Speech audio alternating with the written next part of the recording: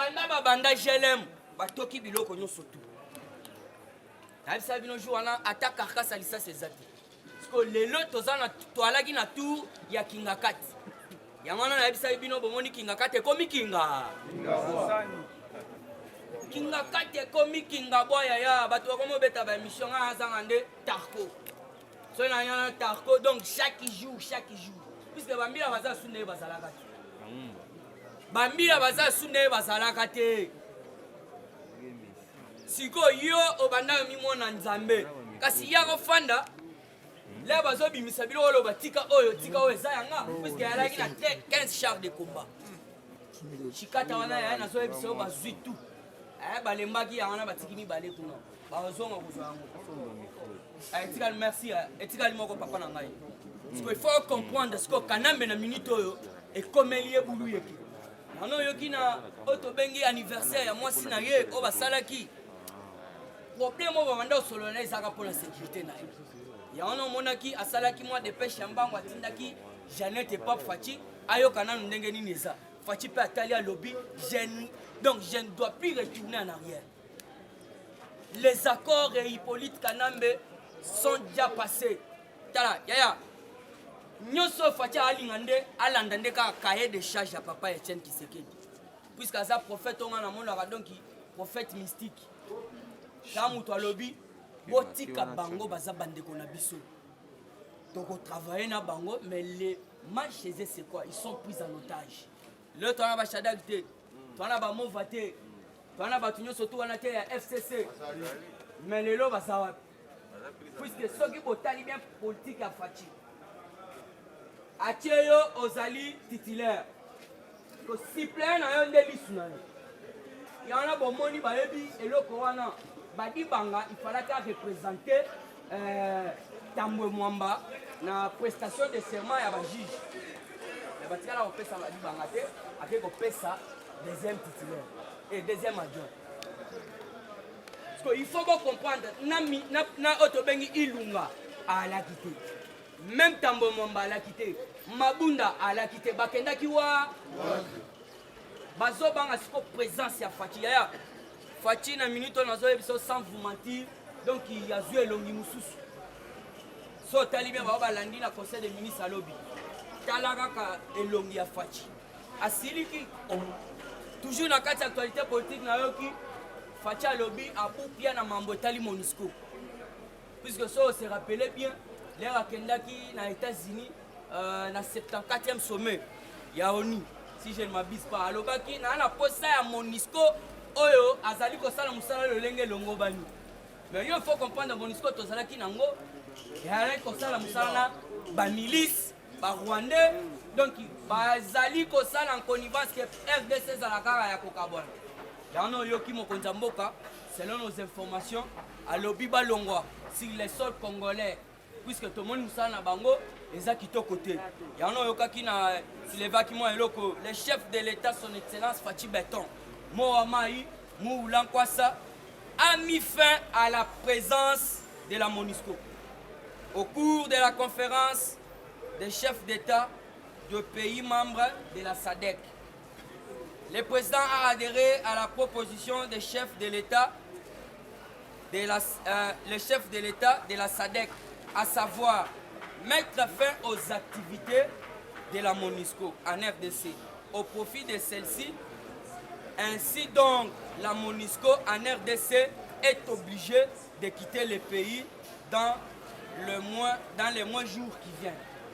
Fachi yango no yoki bazolela même MONUSCO bazalaki na bakabala mabe parce que soko tali bien politique Fachi azoya nango même ba otobengi bato bazaba ba grand diplomate ya monde baza ko comprendre te et d'ailleurs pour votre information Kalate Denis Sassou Nguesso fatigue le EP lisusu akoma mokonzi ya SADC parce que comme combien de titres Kalate Sassou il faut atika puisque yende mokonzi SADC yango siko ayebisaki Fachini il faut apesa ye à continuer na mandat parce qu'il faut comprendre Fachi ye moko président ya Union africaine en 2021 ye moko azo gérer SADC ye moko donc bapesaki ya mambo etali la paix en Afrique centrale. Bazoluka mutu ya mutu. Ya wana comprendre que balobaki et pas américain ceux qui asilisi musala na République démocratique du Congo. Azala tana 90 ans, azala tana combien? Ba moko ki na États-Unis. Aki ko sana ba auto bengi ba sénateur. Ya États-Unis. Parce que président ni ya Afrique ou soit ya Congo, o yo si yo ka ke bazui aki sala musala na États-Unis. Ya to ko bete la Fatima Bogote. Donc bisa safu azali liboma amelaka banke ebele babiloko alobaka wana bolandaka te amelaka banke ebele tala na marche eza ya FCC comment yo ozozwa drapeau na biso ya IDPS et dede na oti olanda alobi il dit on doit chasser Félix s'il ne saura pas organiser les élections en 2023 bayokaka biloko tolobaka ke élection en 2023 likambo ezaka élection puisque soko otali bien moto oyo biso tolanda na politique kodo Etienne Tshisekedi alobi les élections libres et transparentes seront organisées par l'IDPS. IDPS viva! IDPS viva! Papa Etienne alobaki yango les vraies élections seront organisées par l'IDPS. Yango no moni bango nyonso tu na clan na bango babaluki.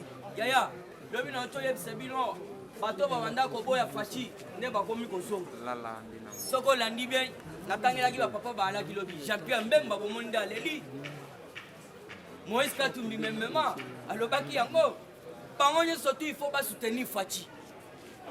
Alors il faut comprendre que na minute o makambo nde ezokende fachi aza ne roi du Congo mutu te akoya en cours mpo basala ne campagne aza te obimisa nani.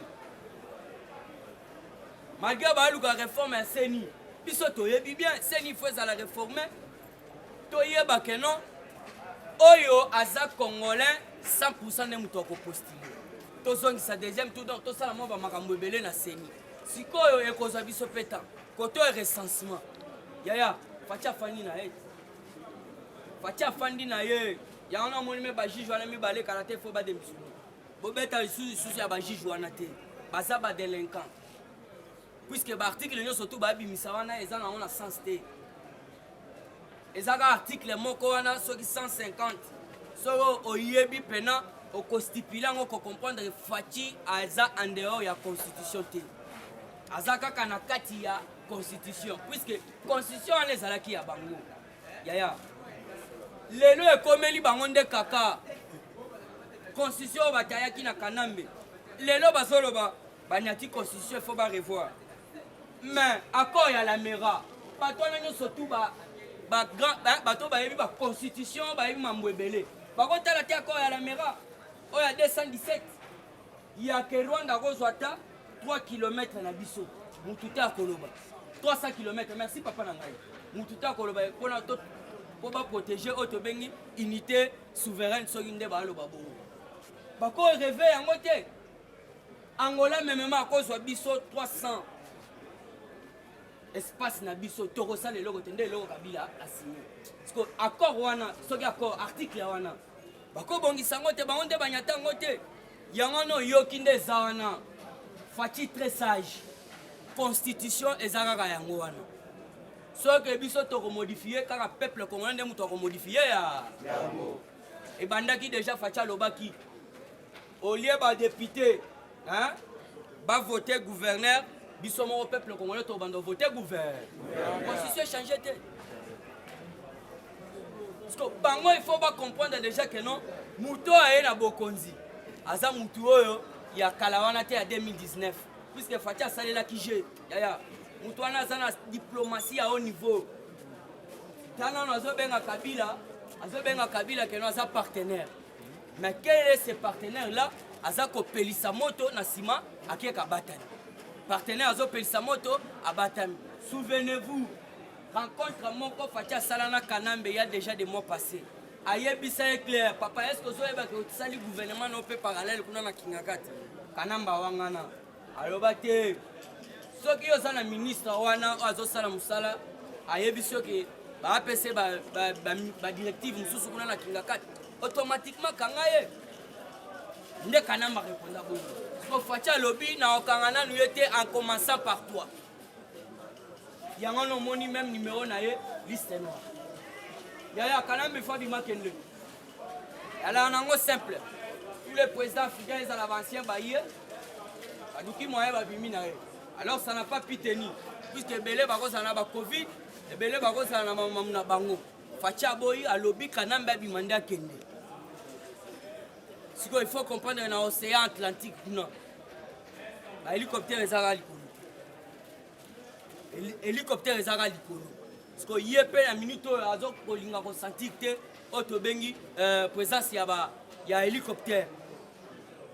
Puisque il y a et si nous avons un virage à Souka, tu as un virage à Souka, tu as Herman Cohen a lobaki yango Kabila wa inaneze belé yana bolandi diplomatie à makasi au Fatia Sali parce que Kanambe a comprendre déjà que nous awanga na ye courant eza koleka te yana comme omona akepa Moïse Mabe akepa Kamere Mabe ngakutu na linga robeta masolo Kamere te bolandi te ba lobby procès na ye to baka ngo soki le 21 soki le 22 le 21 merci les 22 et puis dans Sabino attention il va salir marche 1000 fois 1 million de fois jamais caméra Rosala libérée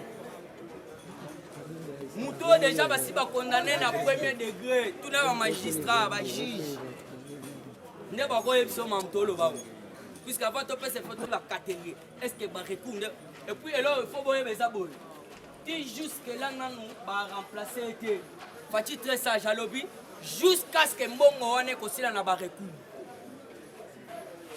mbongo wana nyo surtout kosila na ba recours alende to vu sur suppléant to chewana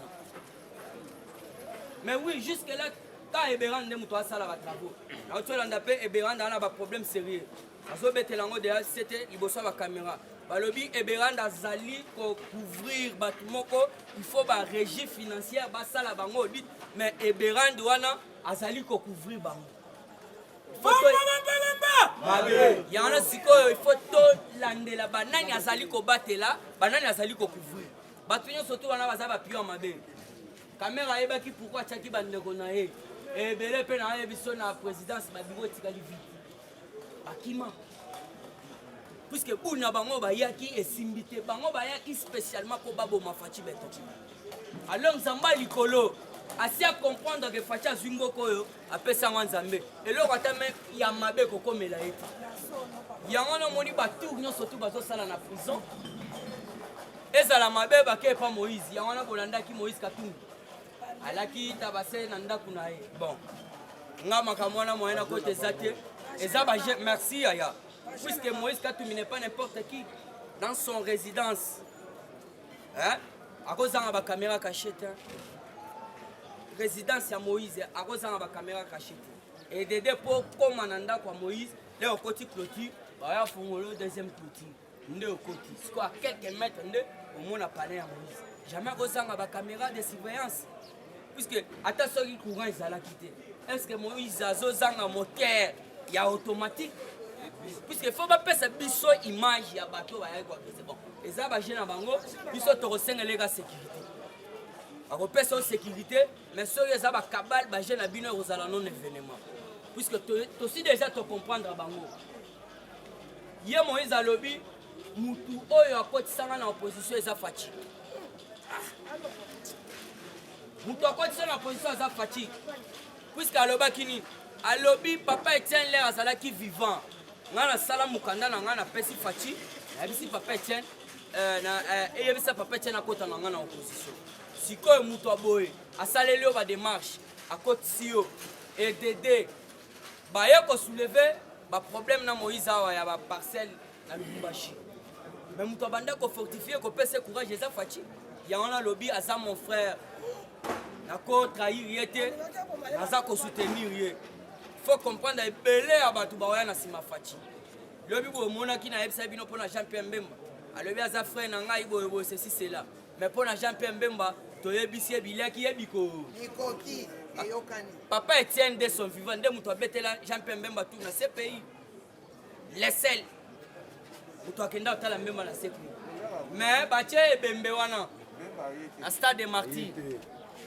voir même awa te na Belgique ezalaki nanu kuna mbemba mpe kuna ata tour moko te ya kobetela mama Marthe comprenez motema mabe balingi na bango faci te mais eloko nzambe azosala na kati ya faci aza kolinga nde bango makasi entourage ya faci bakoyebisa ye azoloba ke Dieu n'aime pas voir quelqu'un nzambe alingi komona mutu kokufa na mabe te alingi abongola motema, c'est ça ce slogan. Alobi nzambe alingi yaya wana président moko alingi kosambela trop mwasi na ye alobi banda bato bayebisa ke président sombata radio ya moke ya Top Congo olandaka Top Congo ana mwa radio na ye na moke soki alingaki ebulo Top Congo akati wana azongi palin Top Congo. Faut comprendre que non na butu etoko eza wana yo kuto osambelaka te faci beton etoko eza wana prière jete prière donc mwasi na alobi oyo abetaka baprière makasi etoko eza wana mabondeli sir mabondeli toujours na kati ya actualité politique makambo eza bien Bale Amida Azarias Rouberoa chassé par le président de la République tobeteli Chilombo Maboko makasi sans formule Azarias Rouberoa azali Rwandais bazalaki ebele balunda bululu batambwe mwamba lui-même Moussa alobaki yango quand je l'ai demandé de retourner chez eux tambwe mwamba lobi naza congolais nga moko na kamwa Moussa ye moko akamwa faut comprendre que Rwandais bayaki na mission ezalaki nde ya kobalkanize Congo yango wana oyoki keke érythréen na banani wana baéthiopien oyo ozoyo akendaki kozwa bake koravitaye kuna na sud Kivu bake kosangana na Kodeko basala oyo tobengi balkanisation ya mboka mais simbi te bakangi bango na aner ya Tanzanie siko Azarias Rouberoa autaki kosala déclaration dernièrement alobi soki dialogue eza te mboka kozala dans le chaos yango na omoni sikoyo efala yaki ekutana na mokonzi ya mboka faci beton alobi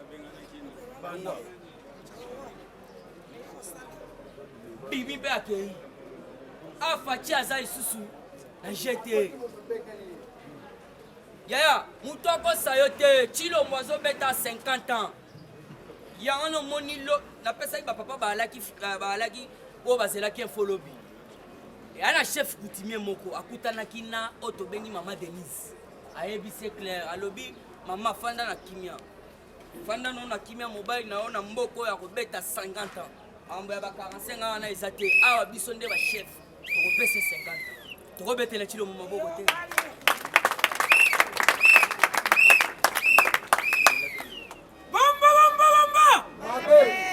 nake koshite yango na bomoni bato oyo tobenga bajuge ya kindoki bajuge wana batiki déjà poste vide eza en faveur déjà Faci donc ndenge baboyi Faci akozwa bato misusu azongisi wana alors il faut comprendre eloko ezoleka FCC akomprendaki déjà que non mpo na ye esili bato nyonso tu bayibaki bakokanga bango yango na omonaki azalaki na kabale na bajuge ya cour de cassation yo bandozela badissoudre assemblée nationale na mutu wana ya cour de cassation badissoudre nde cour constitutionnelle olobaki badissoudre assemblée nationale pardon parce que bakodissoudre assemblée nationale nde par quel moyen puisque mutu wana ya cour de cassation cour constitutionnelle le bayebise ke naalinga boro epanzana ye alingaki andima te mais tala eloko alobi atala alobi non nous avons fait tant de mal à ce pays Faci beton zwa na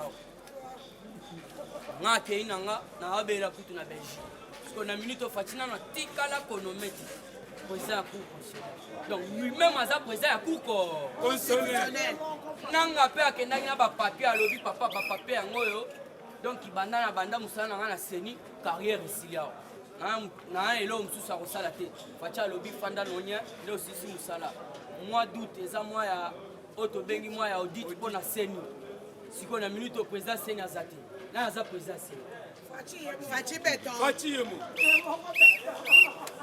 puisque awa babanda osala nyonso tika babimisa rosa zoka rosa azalaki fiancé ya mabunda alaka na mobali te Fachi mpe atali alobi non libala oyo ya rosa na mabunda ekufa libela nde bakenda bongo te yo yoka lisusu lwa ya mina kuna sakata bakoti mai bakoti na bango mai babanda tala FCC baza bato moko bazokomeka soki FCC aza mayele fala atikela IDPS asala mamu na ye mais du fait ke bazaka na balandaka bamenwa donc oyo toza majorité boye elo nde ekufisa FCC yango IDPS atamboli 38 ans biso tosali 38 ans ya liti.